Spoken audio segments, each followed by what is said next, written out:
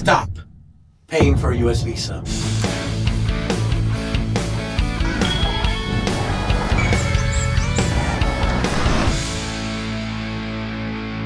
That's right. Stop wasting your money on endless application fees without understanding how to succeed. Stick around until the end because I'll also share how Visa America Solutions can help you navigate this process and maximize your chances of approval. Let's get started. Do you have strong ties to your home country? The number one reason visa applicants are denied is because the consular officer believes the applicant might overstay their visa and not return home.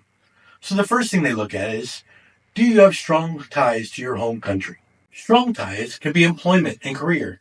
If you've had a stable job with a decent salary, it shows you have responsibilities back home. Family independence, having a spouse, children, or elderly parents who depend on you can indicate that you have reasons to return.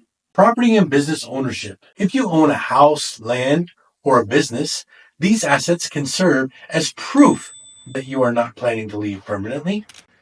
Let's say you've been working as a professional in Manila earning 80,000 pesos per month.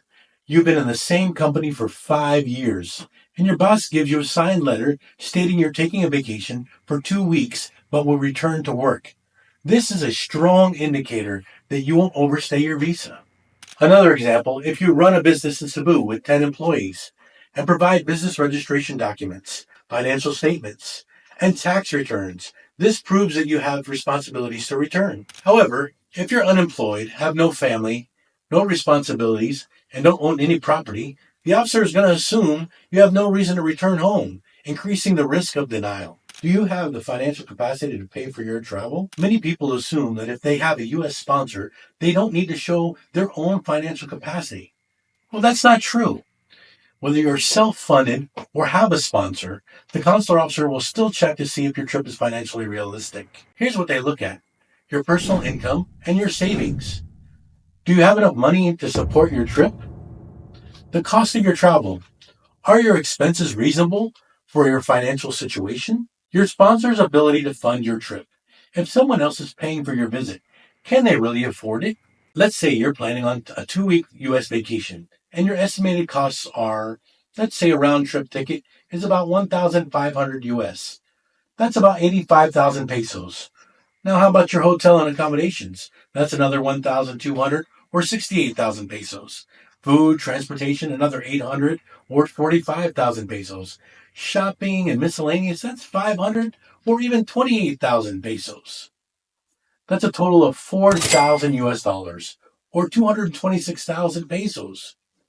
If your bank account only has 50,000 and your monthly salary is 20,000, the officer might think that your trip is unrealistic and deny your visa. But if you have 500,000 in savings, a stable job, and proof of income, this shows you can afford the trip. For those with a sponsor, the U.S. government requires a Form I-134, Affidavit of Support, to be filled out. But remember, a sponsor should have a stable income. Your sponsor only earns $2,000 per month, but is promising to fund a $5,000 vacation?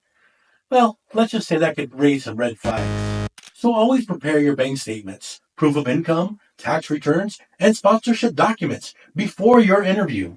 The third and final area you need to focus on is, do you have significant travel history outside your home country? Your travel history plays a big role in visa approval.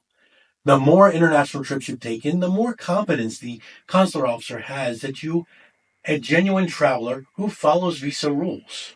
Travel history shows you have a habit of following immigration laws. You've previously returned home after traveling. You're not a first-time traveler taking a risky trip to the U.S. Some examples of good travel history. If you visited countries with strict visa requirements, like Japan, the UK, Canada, or Australia, and have always returned home, that's a positive sign. For example, Maria, a teacher from the Philippines, has traveled to Japan twice, Singapore 3 times, South Korea once. When she applies for a U.S. visa, the officer sees that she has never overstayed her visa, making it more likely that she'll get approved. Well, on the other hand, if your passport is completely blank and it's your first ever international trip to the U.S., the officer, well, let's just say they're going to be a lot more skeptical. They're probably going to deny you or ask you additional questions to assess your credibility. So remember, applying for a U.S. visa doesn't have to be stressful if you prepare properly. Focus on these 3 areas. Number 1, strong ties to your home country. Show that you have a reason to return. Number 2, financial capacity. Prove that you can afford the trip. Number 3, significant travel history. Demonstrate that you're a responsible traveler.